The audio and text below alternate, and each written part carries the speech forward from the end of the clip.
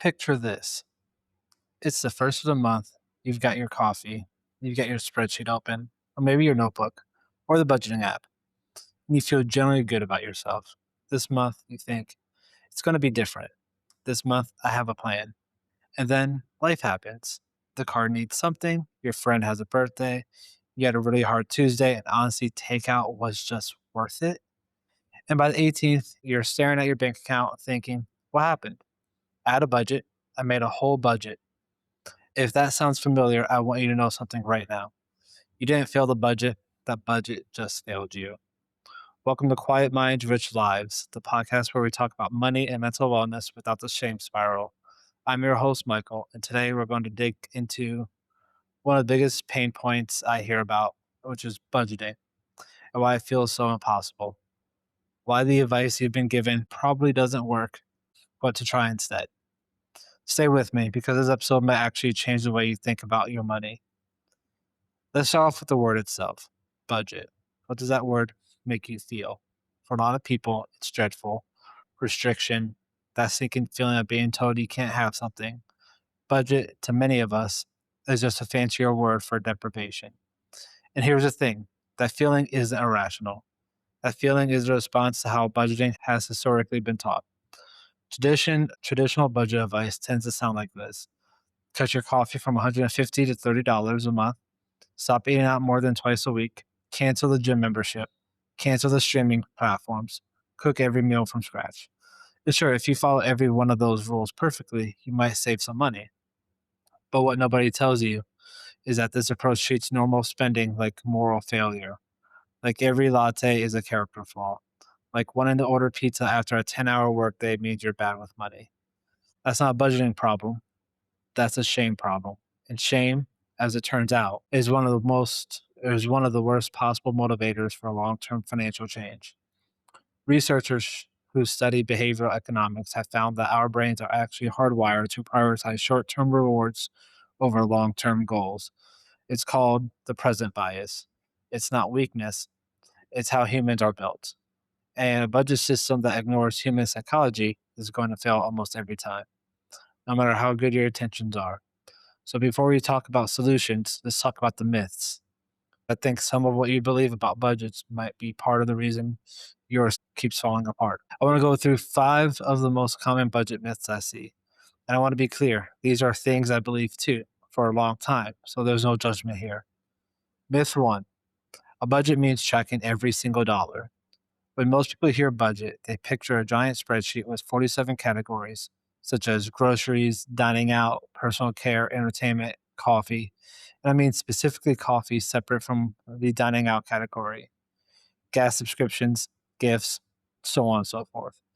And yes, some budget methods do ask you to track at that level of detail, but here's the truth. That level of detail is generally exhausting, and for most people, it's completely unsustainable. When the process of budgeting requires more mental energy than you have to give, you stop doing it. And when you feel guilty for stopping, and you avoid your finances altogether, that's far worse than never having started. The reality is, you don't need to track every dollar. You need to know where your money is going in broad strokes and make intentional decisions about the categories that actually move the needle for you. Myth 2, if you're going over budget just once, you failed. This one comes from what psychologists call all or nothing thinking. The idea that if the plan isn't being executed perfectly, it's ruined. So you might as well give up entirely. You've probably experienced this one in other areas of your life too. You're eating healthy, but then you go have a slice of cake at a birthday party and you think, well, I already blew it. Might as well have a pizza for dinner. Budgets work the same way. You overspend on groceries by $40 in week 2, and suddenly the whole month feels like a write off. But here's what I want you to sit with. Budget is not a test you pass or fail. It's a system you're constantly adjusting. Going over in the category doesn't erase your progress, it's just data. It tells you something about your real life. Maybe that category was underallocated and that something unexpected came up. That's useful information. That's not a failure. Myth 3, the budget is the same every month. This one, and this one right here. This one causes so much unnecessary stress. Real life is not consistent. December is not the same as June. A month where your car breaks down is not the same month as where nothing happens. A week where you're managing anxiety and cooking feels genuinely impossible is not the same as the week when you have energy to meal prep. A rigid budget built around ideal conditions will fail as soon as real conditions show up, and real conditions always show up. A good budget is not static. It's something you revisit, you adjust, you rebuild, and around what's actually happening in your life. Think of it less like a rule and more like a standing check in with yourself. Myth 4: budgeting is about cutting spending. This is maybe the biggest reframe I want you to take away today. Budgeting is not about spending less, budgeting is about spending intentionally. There's a huge difference. Spending less implies sacrifice, spending intentionally implies choice. When your budget actually works, you're not depriving yourself. You're directing your money towards what genuinely matters to you and cutting back on what doesn't. That gym membership that keeps you mentally healthy, that's not a budget casualty, that's a priority. The subscription you forgot you had and haven't used in 4 months, that's a great candidate for trimming. Not because budget demands sacrifice, but because it's not actually adding value to your life. The goal is alignment between your money and your values. It's not about punishment. Myth 5: you need willpower to stick to a budget. I hear this all the time. I just don't have the discipline. I want to push back on that really hard because it's not true. And more importantly, it's not helpful. Willpower is a finite resource. Studies consistently show that the more decisions we make in a day, the worse we get at making them.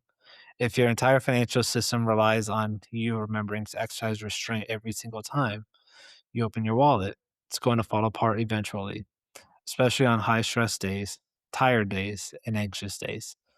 The best financial systems are built to reduce the need for willpower. They automate, they simplify, and they work with your natural habits instead of against them. So, before we get into different methods, let me give you the most useful definition of a budget that I know. Budget is a plan for your money that reflects your real life and your actual values. Notice what that definition doesn't include. It doesn't say restrictions. It doesn't say sacrifice. It doesn't say perfection. Budget is just a plan. It's like a recipe. It gives you structure to follow, but you can adjust for what's in your fridge, what you're in the mood for, and how much time you have. Nobody threw out the whole recipe because they didn't have time. There are a few things that a solid budget actually needs to do. First, it needs to give you visibility, a clear picture of what's coming in and what's going out. Second, it needs to have flexibility built in it. And so when that life happens, and it will, you're not starting from zero. And third, it needs to be sustainable, meaning it can't require so much mental energy that you abandon it by week 3. So let's talk about some approaches that actually do those things. I want to walk you through 3 budgeting methods. These aren't the only options, there are dozens. But these are 3 that I found consistently practical for real people with real messy lives. It has helped me and it has helped many of my clients. And importantly, none of them require you to be financial experts or spend hours every week on spreadsheets. Approach number 1 is the 50-30-20 rule. I've mentioned this approach before, and no, I didn't make this up. This was one popularized by Senator Elizabeth Warren in her book, All Your Worth, and has become one of the most widely recommended frameworks in personal finance, and for a good reason. The idea is simple. Take your after tax income and divide it into 3 buckets. 50% goes to needs.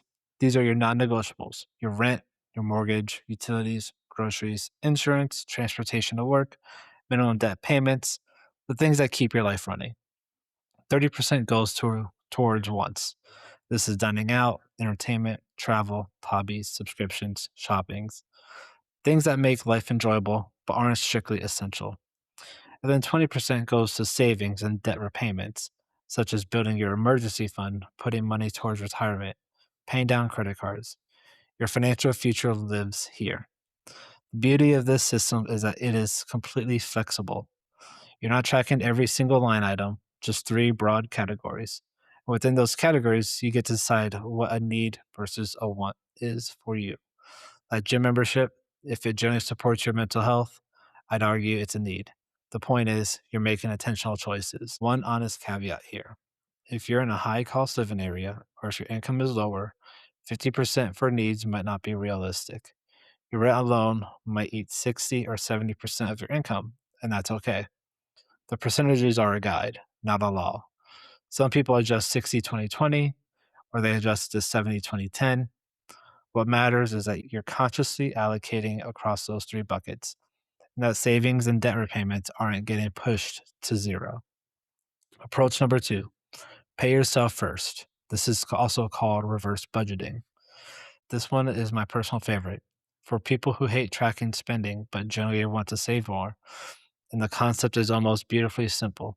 Instead of budgeting what you earn, then seeing what's left over to save, which, let's be honest, is often nothing, you flip the script. On payday, the very first thing that happens is money moves to savings or investments automatically before you spend a single dollar on anything else. You set up an automatic transfer to a separate account, your emergency fund, your retirement contributions, whatever your current priority is. And then you live on what's left, the rest of yours, guilt free. This method essentially removes willpower from the equation entirely. You're not deciding every month whether to save, it just happens. And psychologically, money you never see in your checking account is money you don't miss. The one thing to be careful about here is making sure you know your fixed expenses before setting that transfer amount so you're not accidentally overdrafting. Start conservatively, even 10%, and increase it gradually as you figure out what's sustainable. Approach number three, zero based budgeting. This one's a little bit more involved, but it's incredibly powerful if you're in a season where you need more control, paying down debt aggressively, building an emergency fund from scratch, or just generally wanting to understand where every dollar is going. In zero based budgeting, you start with your total monthly income and you assign every single dollar a job until you reach zero. Not $0 in your account, but $0 assigned. Every dollar has a category, right? Groceries, savings, date night, your emergency fund contribution, debt payment, and so on. The name comes from the idea that income minus every allocation equals zero. Nothing is that's floating around unplanned.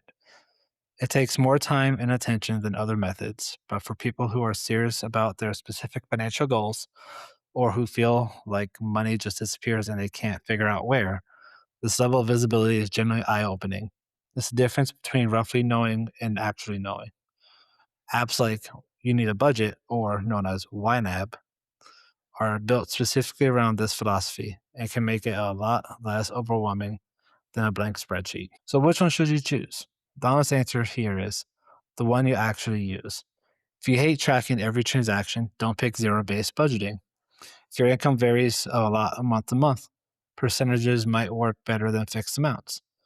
If you just want to make sure you're saving something without thinking about it much, pay yourself first is your friend.